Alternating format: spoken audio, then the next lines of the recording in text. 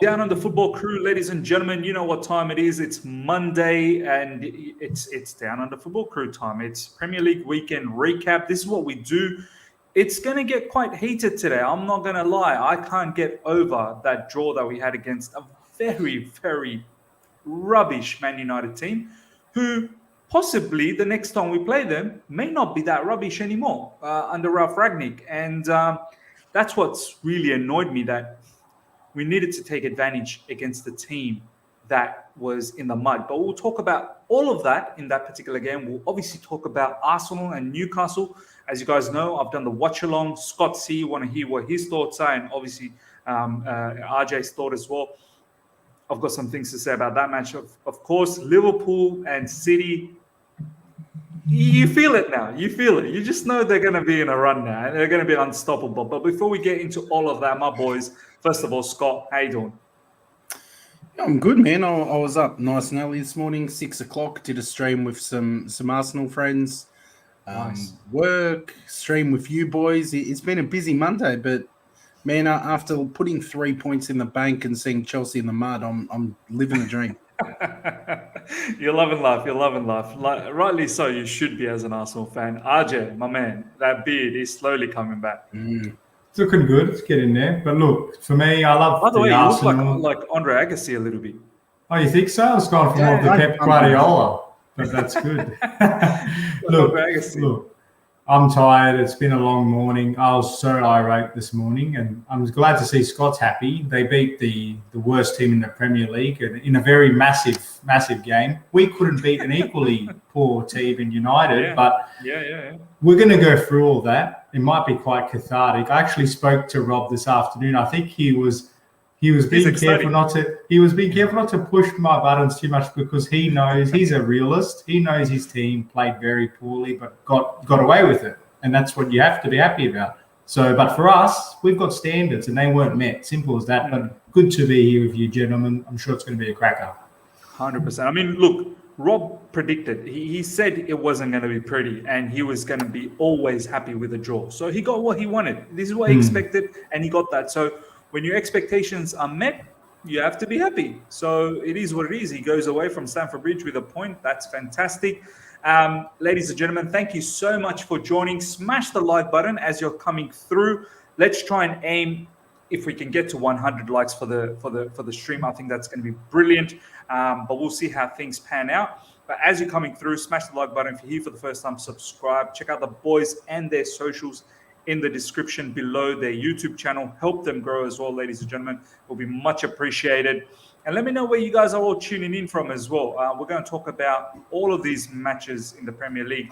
The big the big boys, obviously, their matches mostly, and if there is any other notable ones we'll touch on.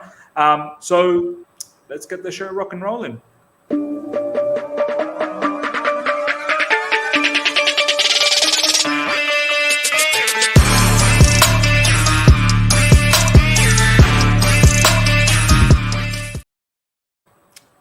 I've got here Legs Rooney saying, RJ, good to see a bit of growth there. RJ Agassi. There you go. It's a thing. I plan to make a racket tonight, if you know what I mean. It's going to happen. The Undertaker, CFC, big up panel. We've got Nipun here, big up Miz, Scott, and RJ. Good to see you, my man. We've got Digital Films, who was here a while back, and he's not happy because I can't stand these United fans thinking they came to our home and did a business. Burnley got the same result playing that atrocious football, except they didn't need a complete fluke to score. Yeah, true. Then he goes on to say, in fact, United were more negative than Burnley. I fear this season might be ruined by injuries. We'll see. We'll talk about all of these. Roby is saying, I knew we needed to buy a new backup left wing back. We should have kept Emerson over Alonso. The guy was so bad. Reece had to play left. Yeah. You know what? Let's talk about Chelsea. This is where we're going to start. I'm gonna give you guys my issues of that particular match, and then see what the boys have to say, or if they want to add anything. And then I want to obviously hear what Scott has to say from someone outside looking in. Guys, that particular match, I knew a few things. One, I knew Man United weren't going to be playing football. I knew they were going to be defending And I also knew they're not great at defense. They've been leaking goals. So what was my expectations? That our attacking players were really going to make amends in this particular match, that they were going to command and they're going to take over. In the first probably 15 minutes or so, 20 minutes or so, we were on fire. We were really pushing them. Callum Hudson-Odoi had that really brilliant chance. His shot was saved brilliantly by De Gea. But this is where I want to start, my first sort of concern. Not huge, but I think it needs to be highlighted. Two things. Callum Hudson-Odoi has been doing fantastically well in recent times. There's no doubt about that. But one thing he seriously needs to improve on, if he wants to be sort of deemed as one of the key players or a key component of Chelsea's attacking powers down the track in the future or even now in the present, his shooting technique has got to get better. As a winger, if you're going to cut in the way he, in this case, he didn't cut in, he sort of opened his body up to whip it. You've got to be hitting it more cleaner. You've got to be more astute, decisive. He had another chance, I believe, whether it's late in the first half or maybe in the second half where he scuffed another shot. I feel like he keeps scuffing this shot on a regular basis. He does this on a regular. He doesn't seem to connect the shot. It seems like it brushes off his boots or his shoelaces and then it goes off. And even most of his goals that he's scored in recent times, if you notice completely, they're not clinically hit. They're somewhat hit, maybe at times mishit, and it's gone in, which is fine. But that's something I want him to develop. The other factor of this particular issue is, I don't know if you boys, if you look at Man City, for instance, Bernardo, for example, against PSG, he was in a position inside the box where he possibly could have taken a shot. But he squares it for Gabriel Jesus to make a confirmation goal where it's open. It's a tap-in. This is the thing City does week in, week out. They're just so drilled that if the angle's a bit too tight for you to score and there is an open man there, square it and let the man have a tap-in. Callum, I don't know whether he saw Ziyech in the box at that time. I know he took the shot, probably the right thing to do, but scan around. Ziyech was semi-free there. I don't think there was any defenders in and around him. If he just slid the ball to Ziyech, that was an open goal. He already committed himself to coming towards Callum. So that's one scenario. I don't think our attackers, and I'm not completely blaming it all on Callum, it's everyone. Timo Werner, I'll let RJ talk about Timo Werner and we'll touch on that down the track. Ziyech was okayish. I don't think it was his classic best the way we saw against Leicester, the way we saw against Juventus. And then our left-sided situation with Alonso. I know there's no Chilwell. We can't do anything about it. And Alonso is by default one of the players that we're going to select in the left wing back. I've advocated for Saul because I think that position is a more of a midfield position. Our left-sided play is so compromised now because everything slows down. We can't seem to focus on the left, whereas when Chilwell was there, we were able to focus on the left. Now it's very right-sided heavy, and it's too much reliance on RJ. It's way too much reliance on Reece James. So much so that it wasn't working on the left side. We had to take Alonso off, and Reece James had to go into the left wing-back position. That's when you know it's a massive compromise. And overall, against a team like Man United, we should have done better. We should have done so much better. That Jorginho mistake, obviously we'll talk about all of that soon. But so far, this is what I want to unpack. I'll go to RJ. As I said, we've got a lot to unpack about that. RJ, what was your thoughts on that match, man? You summed it up quite nicely, but I had a few. If I had 3 words, I would be saying lack of enterprise, lack of energy for the most part, and ultimately lack of efficiency, which killed us in the end. Because the first couple of minutes, Ziyech had his shot, well saved by De Gea. Cho, good save by De Gea again. He probably should have squared it in hindsight to Werner, open goal. But he took a shot on. Don't blame him for having a shot, but those are the chances that if you take early, the United game plan of don't play football and just defend for your life goes out the window because you've conceded early. And I think that they would have folded from there on in. They didn't. Jorginho makes the mistake, or Rudiger has his shot well saved by De Gea. Jorginho makes that mistake because of the lights. Apparently, it's a mistake. It's a howler. No getting around it. It was a terrible mistake. He does step up. Fair penalty, fair goal. But Man United actually, after they took the lead, as I was saying to Rob, they managed to have a bit of belief for that 15 minutes after that, and They was looked energized causing us problems. after scoring. Well, because they scored a freak goal and they thought, oh, we could maybe win this one. So they actually stepped up. To our credit, we also didn't just fold the cards in. But again, Werner has that shot where it bounces to him and he just uses his other foot and hits it across the goal. Rudiger at the end.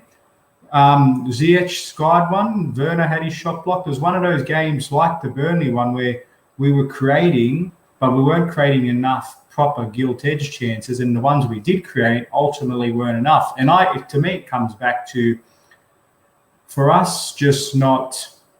It's not about not respecting United, because I felt like we started off strongly to get the points, but we just didn't put the foot on the throttle and absolutely bury them when we had. They had a 0.02 XG in that first half.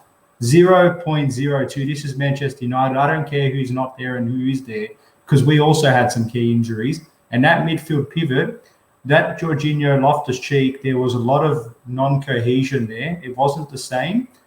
You do notice when Kovacic or Kante is not there, it is very noticeable.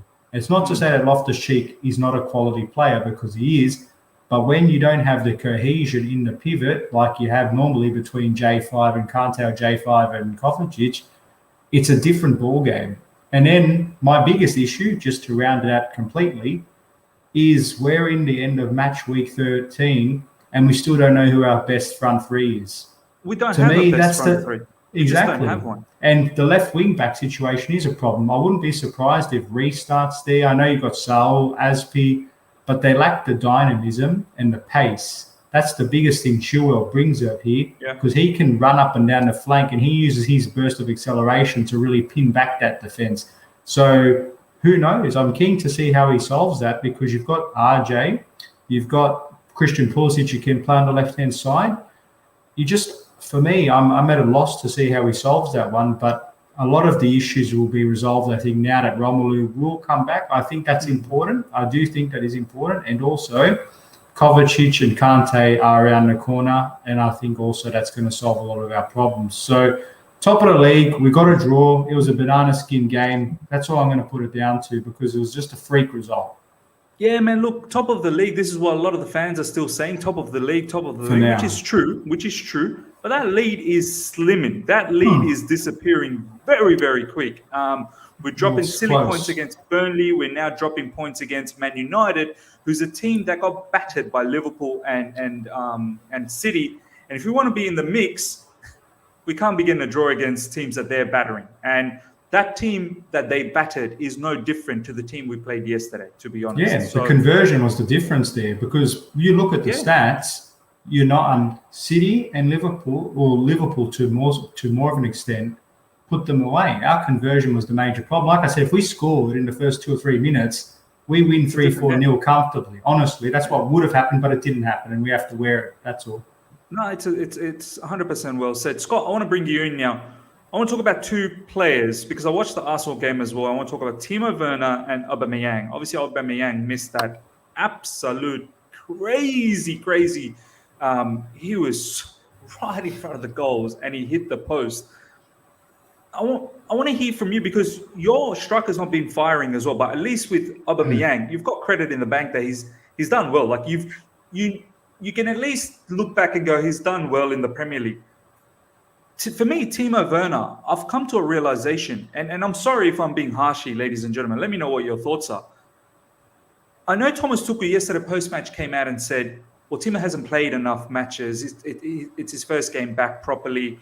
He's not completely sort of in the rhythm of things. I was sort of thinking, even if he was in the rhythm of things, even if he was completely fit, I know the Timo Werner. I know him. I wouldn't have seen any different to the one I saw him yesterday. I don't think a fit Timo Werner is any different to the one that played against Man United. My biggest issue with Timo Werner is once again, shooting technique. Our attackers have big problems with shooting technique. Timo Werner, every time he shoots, he either finds the first man, he can't beat the first guy in front of him, he'll hit it right at him, or when he's about to take a shot, someone sticks a leg in and stops him from shooting. It's like either you're too slow to take a shot, you're not pulling the trigger quick enough, or I don't know what the issue is. This guy was balling out in the Bundesliga, killing it, and now it's been 1.5 season almost, and I'm not feeling it, man. Scott, I want to ask you, how frustrating is it, like when you see your player as well, like Aubameyang, just not banging in goals? Can you somewhat relate when another, like a rival's sort of striker is not banging in goals as well? Look, I think there's a key difference though. Like I'm finding Aubameyang's form incredibly frustrating because not only has he proved that he's done it, at one point his goal stats were in the top 5 strikers in European football. Yeah. So this is a guy who's done it, and he's come to the Premier League and done it. He's, been right up there in Golden Boot 2 fight. seasons in a row, wasn't it? 20 goals plus or something like that? Yeah.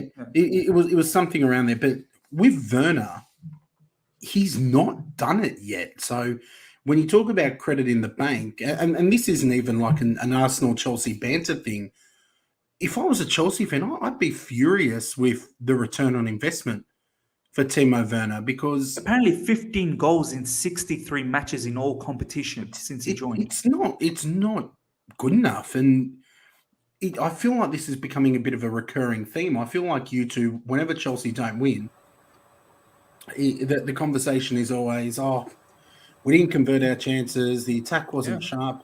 At some point, that stops being just a one-off, and it starts becoming a real concern. And I think what we're about to see Thomas Tuchel's first time really being under the pump. I'm not insinuating that his job's in any danger or anything, but he's going to feel some pressure now because that lead has diminished. United are going to improve now with Rangnick. There's no doubt. Arsenal are doing okay. City are just cruising along. And Liverpool, I can't see City and Liverpool losing. Honestly, I can't see them losing anymore. There is some. Well, they've been there, done that, haven't they? The two of them. That's the difference. They've got the jump on Chelsea, I've got to say, because they know how to get through the grind. We don't know how to get through the grind. Sorry, Scott. I want to touch on Hudson-Odoi, Miz, because you mentioned him a fair bit.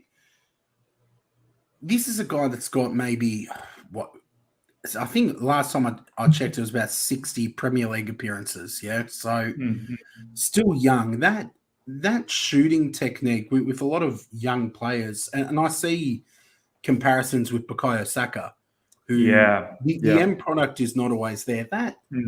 I think sometimes as fans we underestimate the skill needed and the composure when you've got elite level defenders on you to finish.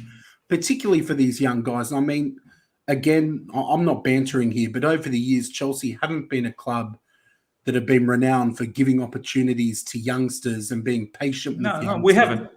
But I think you've got a crop now that, with a bit of patience, they'll be a real force. But this is what it's like when you're embedding youngsters. They're going to have performances like this where they don't quite do what you need them to do. And this is what I was saying after the Liverpool result for us, that Tavares, who had an absolute stinker at Liverpool, Mikel Arteta backed him this week, put him back in. He had a strong game against Newcastle. Man of the match for me. Like, from being worst of the match to man of the match. This is what you get sometimes, but I would be looking at those experienced heads in that team, guys like Jorginho, who some people are barracking for to be a Ballon d'Or winner. Like, those guys need to take the lead when there are injuries, and they've got to support these youngsters. And if they can't do that, you need to look at either dropping youngsters and bringing in more experience, or looking at different experienced players to take that charge, because youngsters need support. They're not going to come in and do what Haaland does, a youngster who's just going to bang in every game. So I'd be concerned as a Chelsea fan about this lead. And I'd be concerned about this theme with attack. I know RJ mentioned Lukaku back to fitness, but let's be real. he wasn't banging in the goals before his injury. He wasn't. either. He wasn't. But to be fair, he just joined, so he started off on fire, and then he had a bit of a cold patch along with a few other players. But I think the fact that he's had time to see what's happening and find his groove, it's better than not having him around. You know what I mean? But you know That's what I'd I was say, getting RJ? at. You know what I would say? He's got a lot of adaptation to make, man. Because Agreed. without him, whilst he was injured, that front sort of situation looked somewhat fluid at times. Even though they didn't really kick into gears and ball out and score a lot of goals, but they created a lot of opportunities for players like Reece James and Ben Chilwell to bang in those goals. So I'm all up for Lukaku to come back. I think he needs to come back. But I think he's got his work cut out, RJ. I don't think it's just going to... but I think the be lesser like of that. two evils, though, isn't he? Because you put Timo Werner starting today or a recognised lethal striker in Lukaku, I know who Night I'd and be day. picking. Yeah, it's So, night and day. 100%. But you know what as well? There's going to come a point, and it's not now. I'm not saying Chelsea fans should hit panic stations and start being concerned now, but he's not new to the Premier League. Lukaku's had 2 stints here. He's, been the main man for Belgium. He's been the main man at Inter. It's time now for him to put up. Like, he's got to get in and he's got to start banging in the goals and doing what he did against Arsenal. He's got to start monstering teams, dominating. This is why we got him, Scott. Afford to be patient when your system is going to be designed around one player spearheading the attack. I just don't see the opportunity to be patient. If he's not banging in the goals very, very soon, you may need to drop him because your attack has looked okay recently. You know what, RJ, and I want to take this conversation to further this, is that patience, right, that Scott's been talking about. RJ, we as a club, now I can understand what sort of Scott was trying to say last week about patience and whatnot. And I was having this conversation with my brother actually during the weekend. He's an Arsenal fan. And he was saying to me that Arsenal Football Club's just in a situation where they're like, there is no shortcut to get back to the top of European, superpowers. There is no shortcut. That's what they've realized. So they're there for the long haul. They'll persevere. They'll work things out and they'll see where it goes. And they're hoping that it will go, they'll slowly, eventually, they'll go from 8th to hopefully 6th to 4th, and then they'll get there.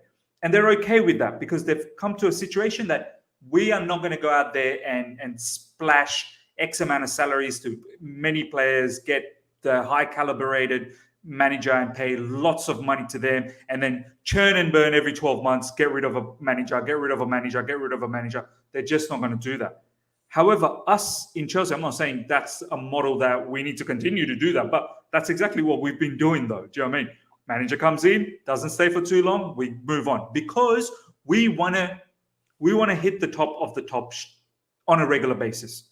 And I like that. It's 2 different philosophies. Wait, stay patient, and perhaps it will happen. Or keep going. If it's not working, keep going. Chop and change. And, we don't want to prolong it for too long. And I guess this is the thing that I want to ask you, RJ, that with Callum and Romelu Lukaku, with Callum, as much as I want to give him time, and I think in recent times he has been getting the time, but in Chelsea Football Club, I'm sorry, Callum, you are not going to be getting that plethora of time that you desire on a week-to-week basis. You're not going to get Thomas Tuchel come out in the press conference and say, Callum, for the next 50 Chelsea matches, you are the starting left winger. 100% you are, as long as you're fit. You're not going to get that because we're in the business of, we need production, we need results. So if you're not giving us that, I'm sorry, you might have to be dropped. And similarly, I think I'll have to say that with Lukaku. Is that how you perceive things as well? It's meritocracy, man. Like at the end of the day, Scott and I always joke around. Like we're a business, we're in the business of winning, but that's true to an extent because ultimately, in recent seasons, we've done a very good job in elevating and promoting the pathway through the academy. And I think people can have a laugh or banter about how we just used to buy talent or whatever, but those days are slowly edging away because we're balancing both bringing in external quality as well as relying on the homegrown talent, which is important these days because from a business perspective, You want that good academy to either generate more revenue to buy the superstars or integrate them. That would be the fairy tale.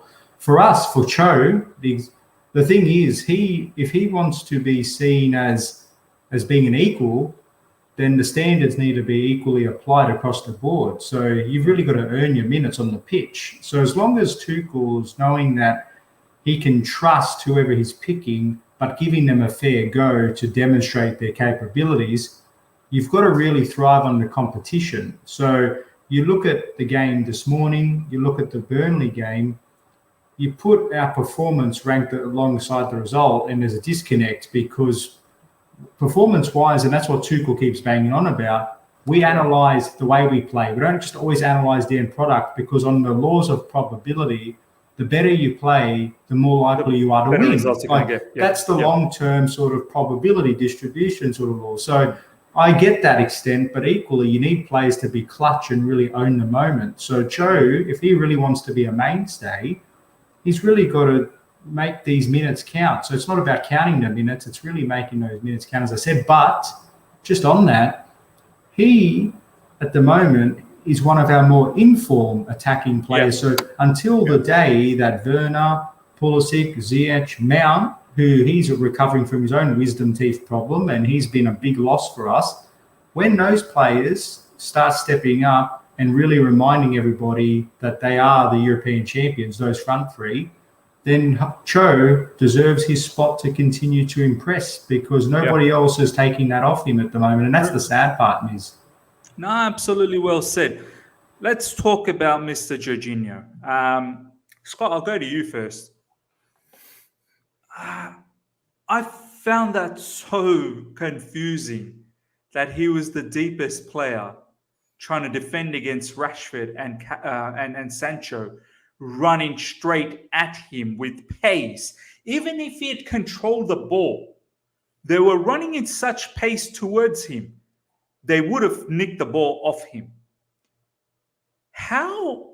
I mean, I don't know if you've watched the match because it was quite early in the morning. You probably would have caught the highlights at least. Was it a bit baffling for you? Whose great idea was it to put Jorginho? Let's be all honest. He's a very good player, technical player. But I think everyone knows he's got zero pace, not necessarily physical. And for him to be the lone man standing against two super flyers coming at him, whose idea was that?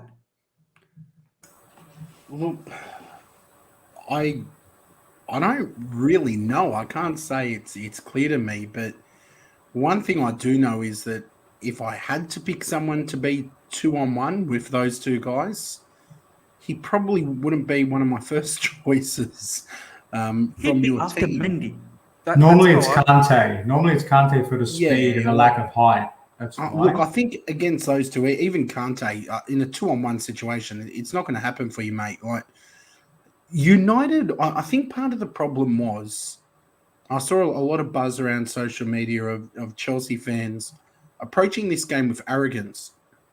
I'm going into our match against United worried, like absolutely nervous, because you look at their team, that's a team that's got some brilliant players, but they're underperforming. They're going to step it up for games against your Chelseas and your Arsenals and all of that. And I don't think they were brilliant this morning. Yeah, I'm not saying they were woeful. They didn't even play football. But you can't even rate them. They go home with a point. Yeah. At Stamford Bridge, and I dare say that they're much happier with that point than you would be. So to me, it's for them it was mission accomplished, and they've got players in that team who are more than capable of accomplishing the mission. But look, I feel for Jorginho a touch as well. You can't have every second of the match scripted, no matter who your manager is, who your players are. Not every second is going to be fully scripted. And in the heat of the moment, you know, these situations can happen. And I think it's more just unfortunate. I wouldn't be slamming Jorginho too much. I mean, it's a blip on what's been a really important and really good year for him. So, you take the disappointment, you take, and I'm going to say you take your L, because to you guys it would feel like that, and you just bounce back next week and business as usual. RJ, Scott's right. I actually did not bash Jorginho in my review. In fact, I didn't even bash Jorginho in my watch-along and post-match either when I was just talking to a lot of the fans that tuned in. I was more upset, RJ, the fact that he's the captain as well. So Jorginho should have been aware that, hey... Yeah, he needed to take that accountability. It's a dual thing. Like, I blame him being in that position, but I also blame him for he's not the 18-year-old kid that got caught out by the situation. He tried to be too cute and bring the ball down and recycle it. That wasn't the situation to do that. It was a high-risk play for no return. So, look, I won't lie. He's a fellow countryman. I love what he's been bringing to the team. But at the end of the day, like every player, they've got to take ownership of their actions. And unfortunately, in that instance, his high error was a blunder. It was a major blunder that turned the tide of the game, because United were able to set up into a rhythm after that. And we were just fortunate enough that we elevated enough to get an equaliser and probably should have won. But had that not gone in, the way that the ebb and flow of the game was going, we were more likely to have scored the first goal and probably go on from there to win it. But that didn't happen. But to his credit, he stepped up and converted the penalty. So that's, from his perspective, his mentality is very strong. So I definitely applaud him for that. No, 100%, man. I mean, I just wish that, because straight after that issue, we didn't see a single lone man standing for... God, we got so many corners. Every time we got a corner, I was scared. I was scared that we were going to concede. From our corner, I was scared, because it was leading to a counter-attack every single time.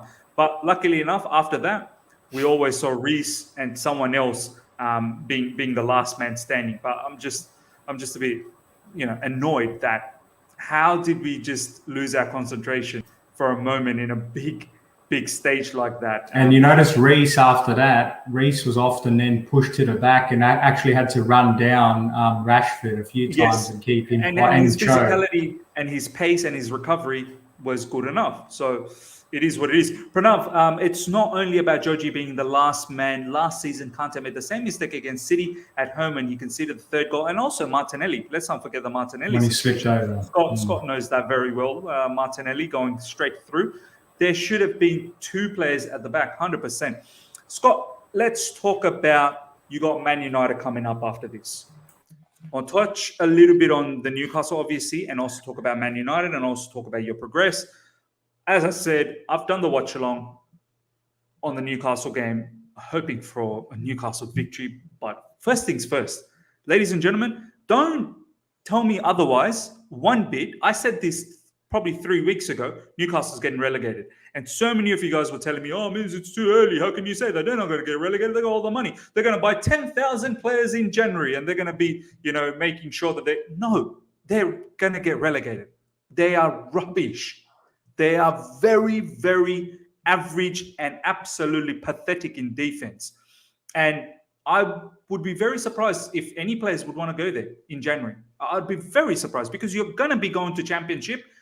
And then you're going to have to win the championship. And then slowly but surely, you're not winning the league or Champions League for at least good 7 to 10 years. You're not going to win that.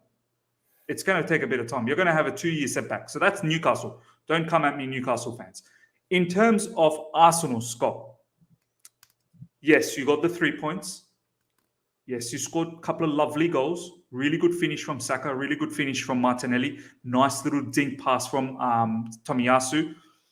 But I have to say, Scott, your team is average team, man. Like, I think you guys also will need another 2 to 3 transfer windows to get to where you want to get to. Because Newcastle in the first half, there were a couple of times where they created a bit of an issue for you guys in the box. John Shelby with the long shot. One thing I have to say, ladies and gentlemen, Aaron Ramsdale, I think it's time we give him respect. I really do. Knowing Mendy, though, all of these social media BS that I see, Mendy and Ramsdale are equal. No, Stop there. Ramsdale's a very good keeper, though. But Scott, off to you, man. What do you think about that victory of Newcastle? Before you get to that, I'm going to disagree with you on two things, Miz. I know you're probably shocked that we're disagreeing on something. One, Ramsdale and Mendy, not much between them. Not much, man. You've got to think. Don't even start this, man. Miz. Oh, Miz, no. I like you. You're a good guy, yeah?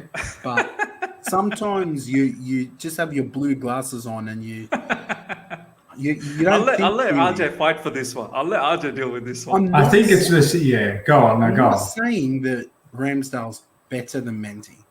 I'm saying there's not much between them. You've got to think. I see so much smack talk about, he has to leap for these saves. So any other keeper, that's a really routine save. He's not the tallest of keepers. I reckon Mendy has a full head on Mendy's Aaron taller. Ramsdale. Mendy's taller, no doubt about that. Yeah. So physically, Mendy is probably better built to be covering more of the goal with ease. So Ramsdale, to being much smaller, still make those saves and assert himself on the box. Mate, he's doing a great job. And I think that actually brings them even closer. Because in terms of their technique... The thing that I'm going to say, though, better. Scott, is Mendy's been doing it for a little bit of time now. All of last season, so far this season, Champions League matches. But I think it's also matches. aesthetic as well, because physically he's not as tall. The saves are made to look better because he's not as tall. Versus, he's outperforming. He's outperforming. You were a keeper, and you're a very good keeper. I'll give Always you a keeper, kudos. mate. Ramsdale, if you're smaller, Yeah, I'm not saying your wingspan is less. Yeah. you have to work harder to make the save. But what I'm saying, TV saves. So that one against John Joe Shelby, it was a great reaction. But because he's shorter, it looks better because he's not as tall, is what I'm saying. But his reactions are still quality. I agree, in form, he's really been important to the way Arsenal have been picking up these points. Because, without him, some other keepers who aren't as confident don't get the better of those chances. But it's like you told us with the Brentford game. It's not always a great thing when the keepers are the star of the show. You don't love that. But that said, you're not going to argue when they are performing at the level they are. So credit to him and the Arsenal bench for getting him to fire on all cylinders. That's the first thing I had to disagree with you on, Miz. RJ knows what the second thing is, because this is a regular argument on It's a Football Thing. For those in the chat, make sure you check it out, subscribe, because we do a madness on this topic. Rob is in the Miz camp. Newcastle are going down 100%. I am in the opposite camp. They are not going down. Now, I have no doubt, Miz, clip it. You can clip this too. Play it for me at the end of the season.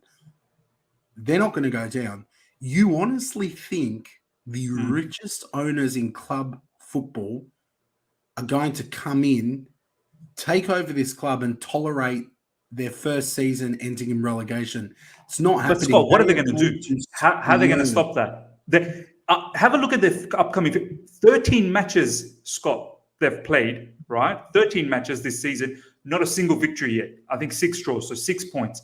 Their upcoming fixtures are not good. Their next 2 fixtures are good, Norwich and Burnley. I think for them, those 2 are their cup matches. They got to win that. And Norwich, Norwich will beat them. Norwich will beat them. I'm telling you, Norwich will beat them. What I've seen, Norwich will beat them. Burnley just recently beat. Who did Burnley beat recently? Someone Burnley beat. Anyway, it doesn't matter.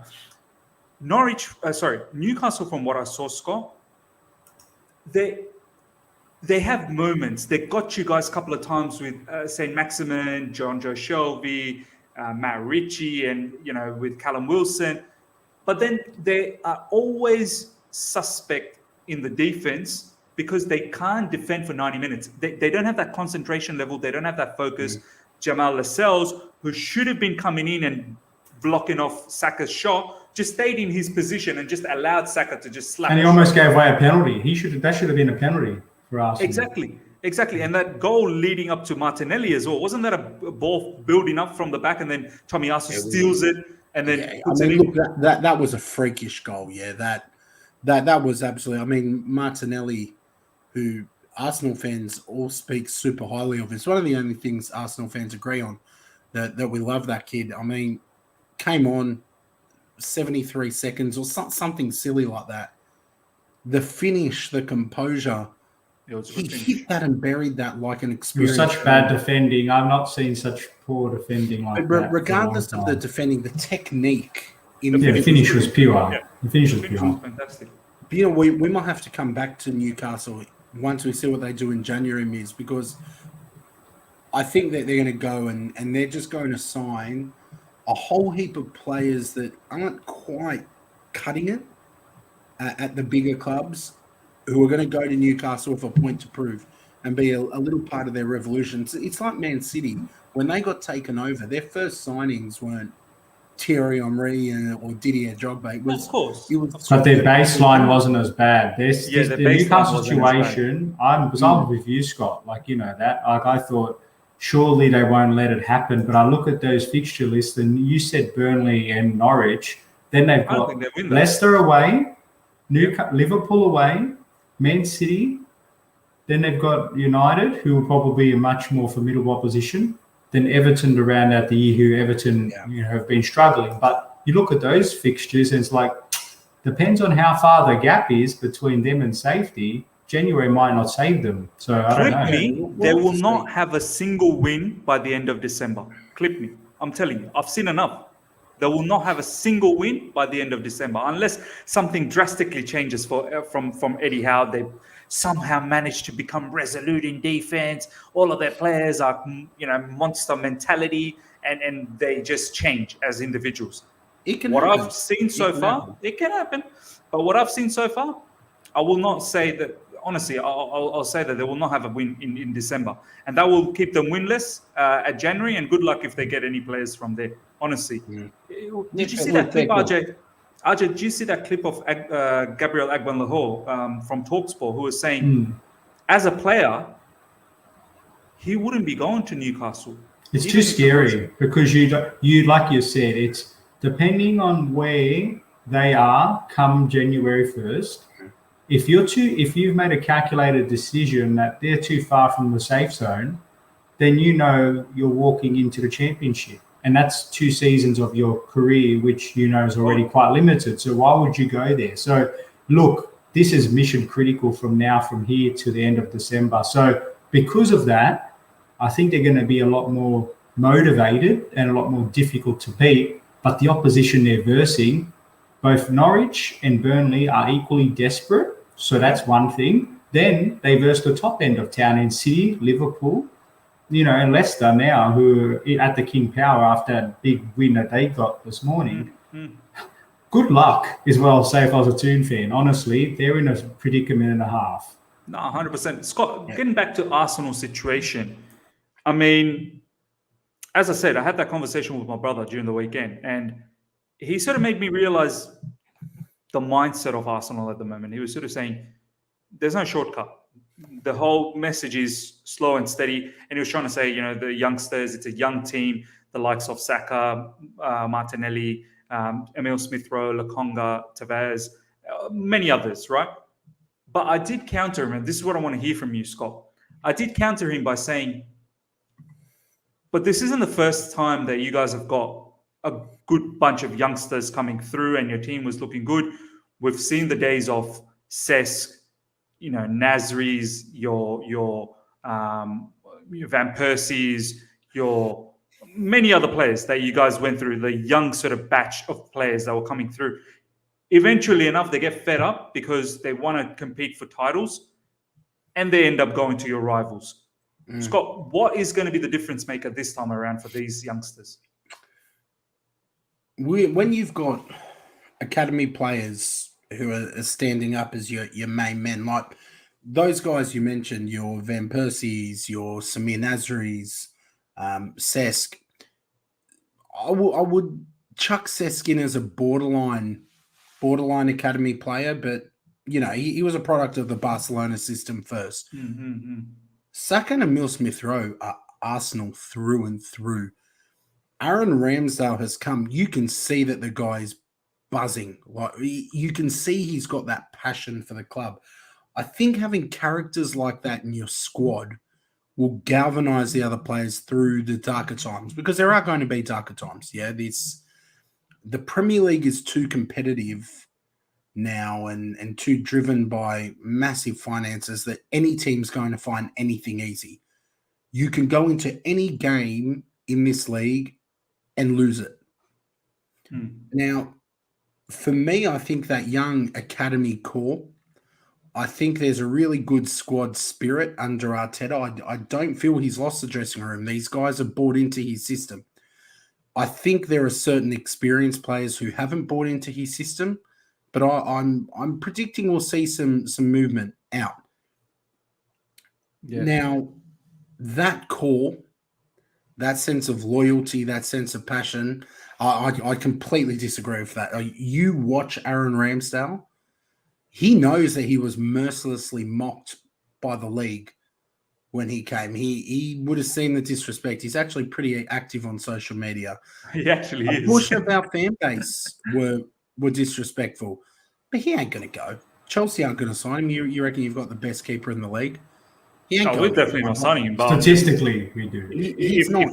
If a Barcelona, I don't know, other teams come in. Mate, but Barcelona can't afford the players they've got, let alone... I think 2-3 seasons before that. The global football climate, boys, is changing.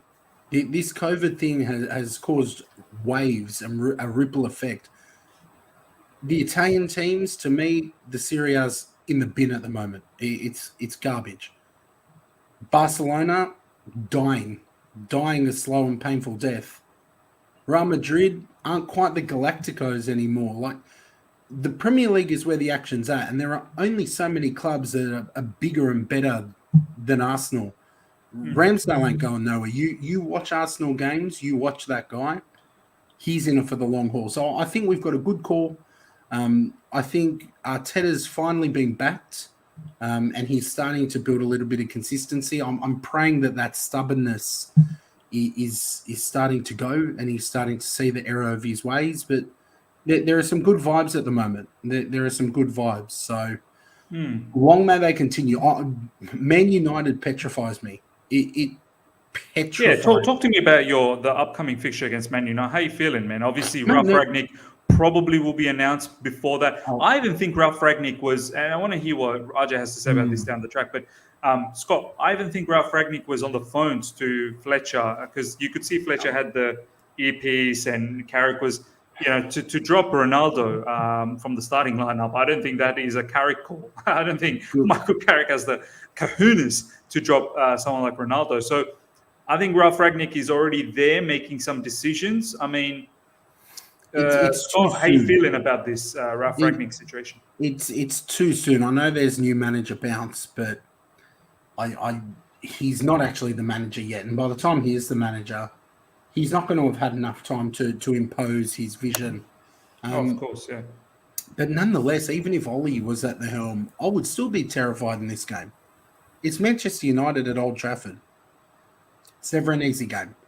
How do you think the game's going to pan out, Scott? Sorry? How do you think the game's going to pan out? Are you guys going to go after them? Or because we wanted to go after them and we did, but we just can't be, we couldn't be clinical up front. I want to know the psyche of Arsenal and Arsenal fans. Like, is it a game that you're thinking you'd go after them? I'm not going to go in arrogantly, because the last time I did that was Liverpool. I went in thinking, you know what, we're in this. We're going to give them a good run, and we all saw how that happened. I'm going to put some facts on the table. Cristiano Ronaldo loves playing Arsenal. Yeah, loves playing Arsenal. Arsenal hate playing at Old Trafford. Like, we've got a pretty bad record there. And at the moment, guys like Sancho are starting to just build a bit of confidence. Ronaldo's going to come in for point to prove, because he ain't going to start on the bench against us. That new manager bounce, I'm nervous. The best result that I can see happening is a draw, a 2-2 draw, 1-1 draw. I won't be shocked if next week we're on here discussing an Arsenal loss, though, because I genuinely fear Ronaldo. I've just seen him. But Scott, you're going to be all right with it, right? It's another one of those big clubs, You're okay, though. Arsenal's okay with losing against big clubs, right? Look, there's never a free hit in my head. Never. No match is a free hit. The first 3 games were the only games in my life I've ever looked at and thought, you know what, I'm seeing these as free hits. And that's because had we not had COVID run rampant through the squad, I would have shifted my mentality. But we need to do better in this match. We cannot have another Liverpool situation. Because if we do, to me, that raises serious questions about the squad and Arteta as well. Because you know what? We can't keep getting spanked in these games. We've got to turn up. But they're chalk and cheese, man. Like you threw some facts. Some more facts are you've won 4 out of your last 5. They've won 1 out of their last 5. United have been absolutely woeful form.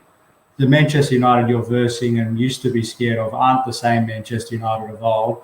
We absolutely smashed them this morning, didn't score. Every team that they've been playing lately has gotten it over them. Arsenal, if they don't go in this game feeling confident that they should win it, not draw, win it, then that to me says something about where Arsenal are at psychologically, because United have been absolutely terrible. And they got a draw, not by any means of good play, but good fortune. So Arsenal have been really good lately. They should be really not overconfident, because that's not the way to approach it. But if you're not going there thinking 3 points is very achievable, not possible, achievable, then that to me that's a weak mentality, because United are terrible at the moment, absolutely terrible. Mate, trust me, when you go into games with that achievable mentality you're talking about, and you get spanked by Liverpool. I don't remember what the result was. You get bullied by Lukaku, who hasn't scored since. You get smashed by Man City. Trust me, I don't go into any game against a big club thinking 3 points in the bag, let's go home. But that's my dispute, I think. United aren't. Just because they're badge of a big club, they're not playing like that. That's an imitation of a big club at the moment. I don't know. I hear what you're saying, but surely there's got to be an element of confidence in the way that Arsenal are playing versus the way that United have been playing. That on the balance of things, they should win this game. That's what I'm saying. My thing, Scott, is I know top 4 wasn't really an ambition, but looking at the table, right, and only like 13 games have gone, and I think we can make some sort of assessment. Obviously, it's a long season. We'll see what happens. You've got the 3 up top, which we all agree they're going to be the 3 sort of battling it out. And I was sort of under the impression maybe West Ham is the 4th one.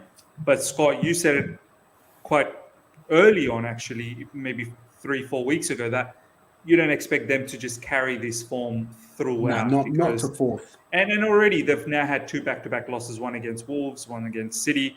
Very tough match, obviously, against City.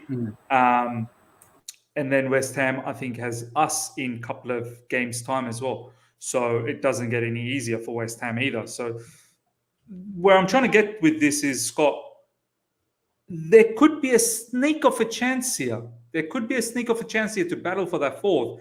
And if you don't beat teams like Man United, well, then you're sort of submitting that Man United will get the 4th position. You're happy to come 5th or 6th, and you'll see how things are next season. Is that sort of the feel?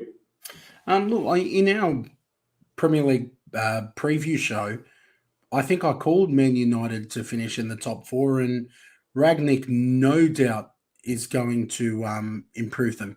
No doubt.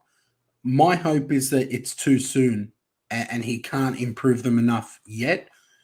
But I do think as the season goes, they're going to improve. They're going to become much stronger. I'm not going to sit here and say we're significantly better than Man United, 4th place is ours. I can't do that because I've been burnt too many times. We haven't been in the Champions League for a long time, so I'm not letting myself get overexcited. I think it's a possibility. I was kind of laughed at when I said that we could challenge for the top 4 not so long ago, and now it's starting to look a little bit better. What I do know is that 3 points at Old Trafford sends a message out and puts the Premier League on notice a little bit that we're not here to muck around. We're a team that's going to make a push for this. We shouldn't be overly impacted by the African Cup of Nations. We'll lose Aubameyang, but he hasn't been doing too much. One game a week is helping you injury-wise as well. Although Saka is Saka injured? Yeah, look, it's going to be touch and go with him. It's going to be touch and go. I think he might start off on the bench. But we'll lose Aubameyang and Thomas Partey, who, to me, hasn't been great. Whether it's him or Xhaka in the middle, I don't think there's a significant difference. So there are some good signs, but these 3 points send a massive message. So I'm hoping we can get him. My fingers are crossed. I don't know. So for me, look, it's a statement win because of the club that you're versing. But the reality is you're versing a mid-table team at the moment. That's all. Like when we should have beaten them. That's what frustrates me the most, is that they were not the Manchester United of old. When people say 100%. You went in there with arrogance, you went in there with confidence. You know me, I'm the most balanced fed sitter there is going around. But the reality is you have to be honest. Like they 4-1 against Watford, not even the Man City and the Liverpool games, but the fact that they got touched up like that, and Leicester 4-2, whose defence has been absolutely shocking as well. Considering how good Arsenal have been playing, the fact that you don't go in there for greater than 50% chance winning, not just a possibility, but they should be winning this game. They should be. Man United are so lucky this morning, honestly. I think you're looking at it I think you're being a bit one-dimensional, though. In what sense? With all due respect. Like, you can't just look at United and say that they're a mid-table team, because after 3 rounds, Arsenal were a relegation team. Yeah, and everyone was saying that. You've got to kind of... It's last 5 games. Where they are on the ladder. The ladder sometimes doesn't tell every truth. What I do know, one of the greatest players of all time, who's going to have a point to prove. Guy loves playing against Arsenal. They're at home where we have a terrible record. They're going to want to make a statement for Ralf Rangnick. Don't forget that as well. These players this morning against Chelsea knew that taking something from the European champions would be good. But that's my point. They got away with it. They relied on a freak goal and did not deserve to do that. So that's what I'm saying. They shared the point with you. You get what you deserve. That's not true. I respectfully disagree with that. Not all the time. It was mission. They would have walked into their dressing room after this match and said, "Mission accomplished, boys." Now, for us, we're not the champions of Europe, so I don't see them coming and playing us being happy with a draw. They're going to want to win this match, and they're going to believe that they can win this match. Of course. I mean, there's enough talent there. They won't be as pragmatic. I agree with the assessment that they had a mentality, and this is straight from Rob when I spoke to him. They had a mentality coming into the match against us, not for winning, but to getting something in terms of a point if they can, because they knew they were up against a superior team like us. And the match showed it. The match was clean. Possession was all us. The opportunities were all us. We can't finish. And it's not like they opened us up or they created some unbelievable opportunities where Mendy had to make some clutch saves.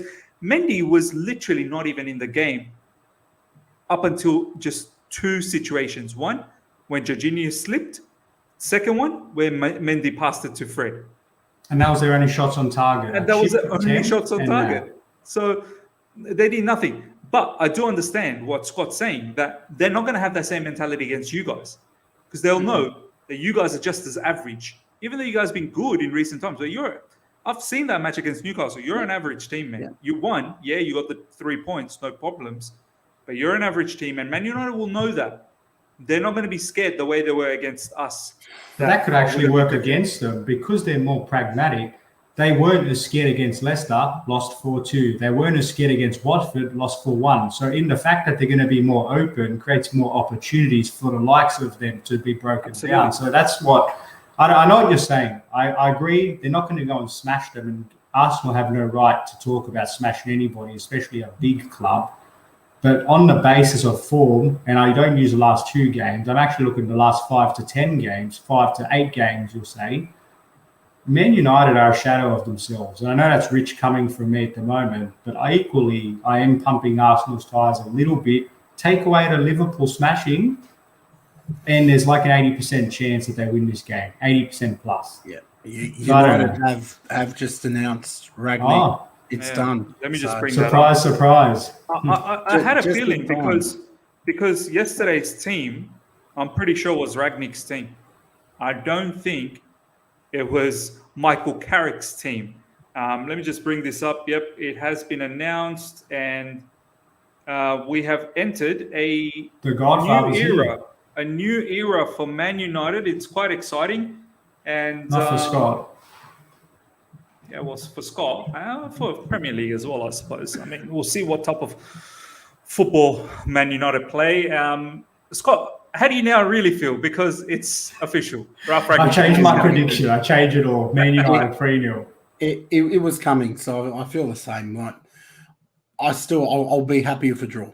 I would be very happy with a draw, considering all the factors that I've listed and the fact that they managed to pinch a draw against you guys, and you are better than us. So yeah, give me a point. We'll call it even.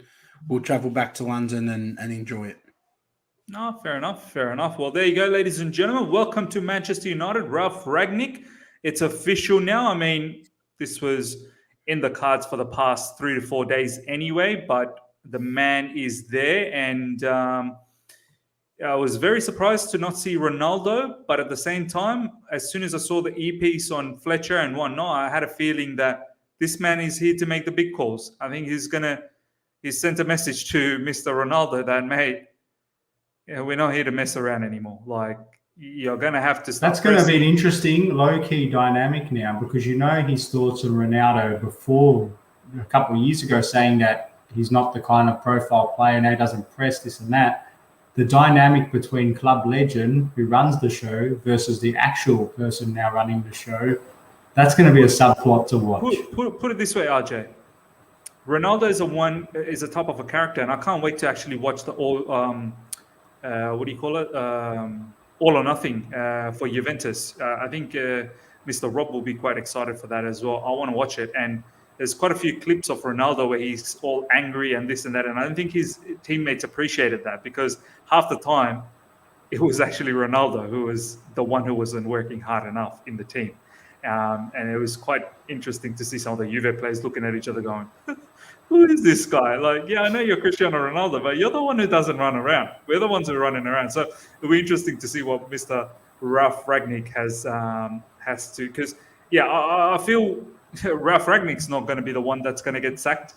They've just sacked Ole Gunnar Solskjaer, so they're going to sack Ralf. So either he finds a solution for Ronaldo, or Ronaldo may not be at United, or he's just going to have to be happy just being a bench player, because this particular manager wants his players to really work hard. Now, RJ, let's talk about Liverpool and Man City. Wow. Liverpool 4-0, Arsenal 4-0, Southampton. I just checked their scorelines. I think they beat someone 5-0 previously, and then they beat Man United 5-0 as well. They pump goals. That's what Liverpool does. High rock and roll type of football, attack, try and kill the game off within the first 30 minutes. As much as I despise that team, RJ, I can't stop appreciating the way they play. It's really, when they've got you by the collars and they've got your hand on the neck, they really squeeze in and suffocate you until you submit. And they try and do that in a very fast manner. In the first 30 to 35 minutes, they want to kill off the game so that they can just relax after that. I love that intensity, man. And honestly, it's not a surprise they keep rattling teams like that, man. They just keep rattling teams like that. Similarly with City as well, RJ. City are not as rock and roll as them, but they're very methodical. They slow death you. They slowly. It's like a snake that suffocates you slowly, sucks the life out of you. Exactly. Whereas Liverpool is just out there just bashing the living daylights out of you. Whereas City will wrap you, and you'll just, by the 90th minute, you're finished. You're gone. RJ, I can't see how these two lose in this December period, and this is the time where they really run away with it. What's your thoughts? Yeah, well, particularly for Liverpool, much has been built as to the whole AFCON situation. We all know that's a potential vulnerability for them. They lose some star power. We have to acknowledge that. This is why, with Klopp, the message will be we need to maximise points accumulation until we get to AFCON to give ourselves a buffer. As long as we keep ourselves in and around the race, we can manage throughout and have a few speed bumps along the way, because all teams, including Chelsea, City, maybe lesser extent, will experience a banana skin result here and there. Liverpool, I actually see, will probably be the number one performer through to the end of the year. But this is when it irons itself out. Whereas City, they are a strange team to analyse, because they dominate most of their games. Sometimes they're not the most attractive, but sometimes they can play champagne football. But what you know what you're going to get each and every time they step out on the pitch. They've got a structure, they've got a process and philosophy that works 99 times out of 100. That said, they have demonstrated that they don't always have the solution, like us, in terms of attack, dominate possession, create some chances, but sometimes not quite got the cutting edge. Whereas Liverpool are a little bit more ruthless with their high-octane style that bullies teams into submission. It'll be interesting to see if both of them stay neck and neck, because for us, it's a three-horse race at the moment.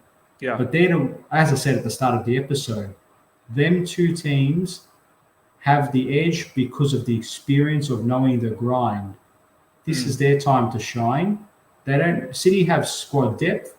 Liverpool have chemistry and that sort of relentless belief and knowing the January period is their cliff moment. So to me, they're going to be the two teams, obviously, to watch. I wouldn't be surprised if they do claw the gap and we do see a slight change in that top three come end of the year, because this is what makes it the season it is so far. But those two teams are definitely, don't sleep in them, especially Liverpool. They are the one to watch for me. No, 100%. Scott, my man, do you... I don't know if you remember, I said this a couple of weeks ago as well, that the distinct difference I have between Chelsea and the other two boys is, the other two teams, is that they seem like they can open teams up at will. Do you know what I mean? Even though our results have been very good in recent times, but I've said it, that our attacking side of our play is not always clinical. It's a bit of a hit and miss. And let's be honest, Reece James and Chilwell are the ones who've been banging the goals for us. Whereas Liverpool and City just go and score for fun. Scott, do you feel that's the biggest difference maker? I know it's still a three-way race. I get that. But truly, the two proper thoroughbreds in this race are City and Liverpool, would you say? No, I think it's still a three-horse race. I rate Chelsea really highly. I do, and I think all three of those teams in the serious race each have a massive flaw. And to me, it's just going to come down to which manager and which team can best deal with their flaw. To me, City's flaw, again, is that no striker. I know it doesn't seem like a flaw because they're doing so well. Seem like it's an issue for them, man. Really. To me, I do see it as a flaw that they don't have a striker, because if you shut down their plan A, there's not necessarily always a plan B with City, but they don't need Very it. tough to shut a plan A, man. They're so tough to shut their plan A. Agree. But the big clubs, there's a reason they haven't won the Champions League as well, yeah? So they can be shut down in those big clutch games. So to me, that's City's flaw. Nvidia's here. He's a Chelsea fan, Nvidia. Yeah, that they always like to say Nvidia, I'm not underestimating. There's a difference between underestimating and there's a difference between being real. I'm being real. See, to me, though, you guys are the champions of Europe. You can't run around and boast that you're the champions of Europe and the best team in Europe, but then say you're not in with a shout for a Premier League title. Definitely. I'm not saying we're not in a shout. I did mention we're in a title race. What I said was, I don't think our team has that ability, like City and Liverpool does, to open teams out for to open them up for at will. City and Liverpool, they do it so consistently. They can literally. This is what I'm saying. Once again to Advidia and once again to Scott as well. Yes, we're the champions of Europe, but it's Champions League and Premier League is two different type of situation. Champions League is a competition. It's a knockout thing, and it's not a league basis of situation. League is 38 games, grueling, long season, and so on and so forth. Whereas the Champions League, knockout phase, anything is possible. You get into a momentum, you can carry it on. I'm not discrediting. Our achievement for the Champions League was immense, and we are a quality team, no doubt about that. What I'm trying to say is that Liverpool and City, I think they are still a step above. Or they've been there. They've been there, won that. That's the difference. They've demonstrated in the Premier League what it takes. We're still trying to figure that out. It wasn't that long ago, was it? When did you last? 2016, 17. Not that long ago, but come back to the point I was making on each of those three having a flaw. City, to me, their flaw is if you can get your low block right and you can shut down plan A, they don't have a striker. You've only got to keep a couple of guys really, really quiet. Liverpool, zero depth. African Cup of Nations, he's going to hammer them. Diego Jota cannot carry Mane and Salah's workload. So they're going to be the most affected by that tournament. So they might build a buffer, but there's going to be an opportunity for teams to catch up to them. To me, Chelsea's flaw, I actually think you've got the best squad of the three. We do. But to me, it's that attacking chemistry. But I see that as something that's very fixable. A little bit of experimentation, a little bit of trust in your gaffer, who is absolutely brilliant, and a bit of hope that he will be able to unlock your attack. You've got players who can attack. You've got players who can score goals. You've got players who can trouble any defense.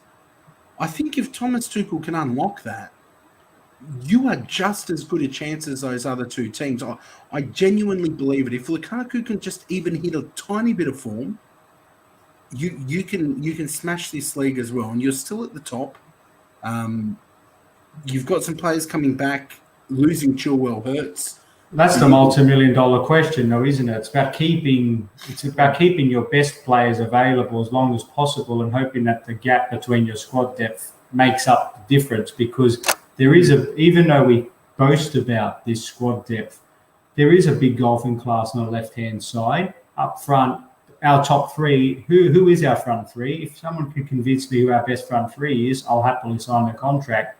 And the fact that you've got injury concerns with the likes of Kante, who on his day is world class, Kovacic, who's gone through injuries, it's really difficult for Tuchel. And this is where the difference will be if we can become champions or not. Because defensively speaking, we give ourselves a chance of winning any game because of how well organised we are defensively. But attacking-wise, because Tuchel is forced either by injury or because something's not clicking, the amount of rotations he keeps making and the tinkering he has to do, you're going to occasionally drop points against Burnley. You're going to drop points against United. It's from here now to the end of the season, how many of these banana skin games are going to happen because of the inability to find that creative solution? Because on the face value, the team is very strong and we should be genuine, not favourites, but right up there. I'm just not convinced that sustainably we're going to find that solution. And then there's the old chestnut of those players delivering on the tactics on the day. So you can't legislate for poor misses. You can't legislate for the odd bad luck like Jorginho. That's not a tactic thing. So I don't know. I hear what you're saying, but to me, I'm not fully convinced that we've got the balance right yet. We don't, Arja. If anyone's trying to tell me otherwise, you're just you're all about vibes. I like vibes and I like a bit of banter. I like to joke around every now and then, and you know me, I'm like that. In my watch-alongs, you would know I fun around a little bit. But when it comes to talking serious football talk, I'm not going to sit here and give you guys some sort of rubbish conversation. And this is exactly what RJ is saying. We haven't found the balance up front, or else we would have had a set front three. I know injury has been a concern, but even when Lukaku wasn't injured, don't tell me that it was so fluid and so fantastic to see. It was not. It was not. No, you're arguably better without him. And there you go. Scott's Probably more saying fluid. that we're better without him. So now you tell me. Now you guys tell me in the live chat. Like, why is Miz, not saying Chelsea is a shout for a big shout for the title? Well, yeah, we're in the race, but don't kid yourself, man. City and Liverpool are a step ahead. Is that a failure is the conversation a bit different then? Because to me, you've got the chess pieces. If you're not making the moves, how long does Thomas Tuchel have then to unlock your attack? I'm not saying Tuchel out. I'm not saying anything like that, but you're both sitting here as diehard, knowledgeable Chelsea fans saying, oh, we can't get a ride. We've got the players, but it's just not working. Well, why isn't it working? And at what point is it unacceptable that it's no longer working? Because Chelsea aren't a club that stuff around. If he can't unlock the attack with Lukaku or with the other players you've got, then where to from here? Because this can't be a theme for Chelsea any longer. It's been a theme for 2 seasons that the attack's not doing what it needs to do. How much longer does this carry on if you're not genuine? I'll give you my perception, and we'll see what RJ has to say about it as well. This is how I look at it. One of the biggest, not issues, because it's been a success, is our formation and the wing backs, right? A lot of our goals in recent times, a lot of our attacks has been coming through opening up space for Reece James and Ben Chilwell, creating a lot of space for them, so they're left in an open situation where they can ping off shots. And it's not a coincidence that Reece has got 5 assists and 5 goals in all competitions, and Ben Chilwell, I think, has got 4 or 3 goals in the Premier League as well. Yeah, 3 goals, 1 assist, I think. 3 goals, 1 assist. And don't forget, Ben Chilwell only just started playing in the Premier League, because the first few matches up until, I think, post Arsenal game, maybe it was Alonso. So one of the reasons why our attack, I personally think, is because we play with the 3 and we are focusing on our wing backs to create a lot of the chances and scoring situations for us. As soon as we move into a more fluid sort of setup where we play with the 2 CBs, right back, full back, holding midfielder, attacking mids, and proper wingers. I'm talking about proper left winger, proper right winger, and a striker. I think we're going to see a lot more from our attackers.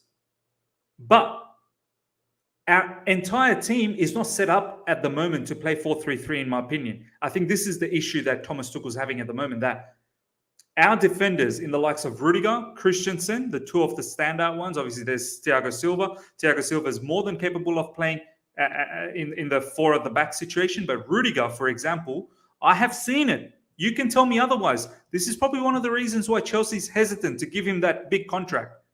Because Rudiger, when it comes to 2 CBs, he does not know his position. He doesn't know which part of the field that he needs to cover.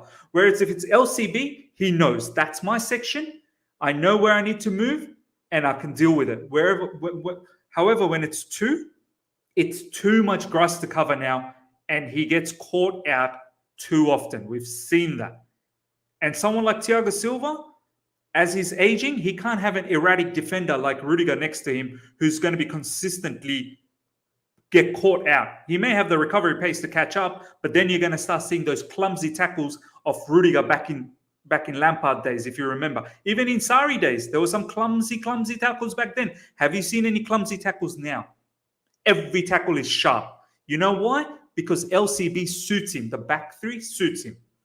And it's not just him. Even Jorginho, because we don't have the CBs to play a back 4, we also at the same time can't accommodate our midfielders to play in a back 4. Because we don't have the CBs, our midfielders can't play. Like Jorginho and Kovacic, if we were to play a back 4, they can't play back 4 with our defenders because we get caught out. So we need proper defenders who can actually defend 4, so we can go back to the 4. Then obviously you can have the same midfielders, and then you can have proper left winger, right winger, and an attacker.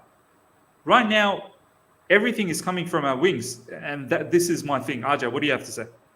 Yeah, I think that's important because in our back three, just a couple of minor points there. That's why it's so important to have the speed of your passing and the high positioning of your defenders, especially when you're dominating possession, because otherwise it's very passive if you're just having an extra body sitting there that's not playing progressive. So you often find Trevor Chalobah, Antonio Rudiger making those marauding runs upfield to make up that extra body. So it's so important for us to be able to not just leverage off the space created from the left wing back and right wing back, but it's also so important that the inside 10s or those front three really drop deep and create that fluidity off the ball, and to jump into those half spaces and to make those runs to really pull apart the defences that are quite rigid and well organised, like United were today, like Burnley were the other day. For us, it's really just about trying to connect all the dots at the same time. And my point, your question, Scott, how long does Tuchel have? And if we can't get it right with the players we do have, first, he came in mid-season, last season, steadied the ship, great job, champions of Europe. But now it's a difficult enough task, even with that status, to start from day zero to go up against the juggernauts of the reigning Premier League champion City and against the Liverpool team that's got Van Dijk and the rest of those quality players, and to be on even pegging for 38-game season. So I reckon we've shown very good form today, but there's been the odd result here and there that gives me cause for just consideration that we're not the finished product yet. And I know the finished product is very difficult to achieve because there's always continuous improvement. But what I'd want to see is I'd want to have some more, some more familiarity up front of where the goals are coming from. I don't always love diversity of goal scorers. I do want to know that I have confidence in whoever's starting up top is going to contribute to our goals, not that we're just going to eventually find a solution if we knock on the door 100 times. So for me, that's what it's all about. If we can work out that consistency of who's our front three going forward and that pivot, because once Kovacic and Kante are fit, I'm confident in the rotation of those three, chuck in Loftus-Cheek as well for a bit of impact. But until we get that nailed down, that's why I'm not going to say, we're 100% title favourites, but definitely title contenders. Yeah, no, well said, Ajay. And just quickly, Scott, just to say how long will we persevere? I think with Thomas Tuchel, it's not all doom and gloom. It's fantastic, in all honesty. But I think if we are thriving to win the league, we do need to be patient, because with Liverpool and City, it didn't happen overnight either.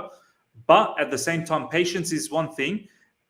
You're not going to get massive patience. You're going to get some sort of patience. But I think we do need to go to the market and assess the brand of football that Thomas Tuchel really wants to play up front. I think defensively, he sort of sorted it out, but he's only sorted it out with a back three.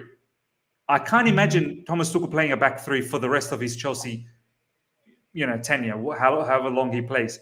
I mean, he could, but I would highly doubt that. So sooner or later, he may want to switch to a 4. He may want to play with 3 midfielders, and he'll probably play with classic wingers up front. So for that, we do probably need to go to the market and then assess our situation. All right, ladies and gentlemen, we've gone for a very long time. It's getting quite late. Scott is almost falling asleep, so we're going to let him go as well. RJ and I will go to bed very soon as well. Honestly, it's 11 p.m. Hope you guys have enjoyed this. Obviously, we've covered a lot of ground. Before we go, keep smashing the like button. Get the likes up to 50. It's only 12 likes away for 50. I think that'll be great. I think some of the Chelsea fans are a little bit upset with the situation. I can already see in the football Twitter space as well, where Chelsea fans are very, very annoyed with the result. Obviously, Rangnick has been announced by Man United, so we'll see what happens to Man United from here on in. And City and Liverpool, let's see if they can be stopped at all. And obviously, Arsenal's playing Man United. The next watch-alongs, obviously, there's going to be more content leading up to that.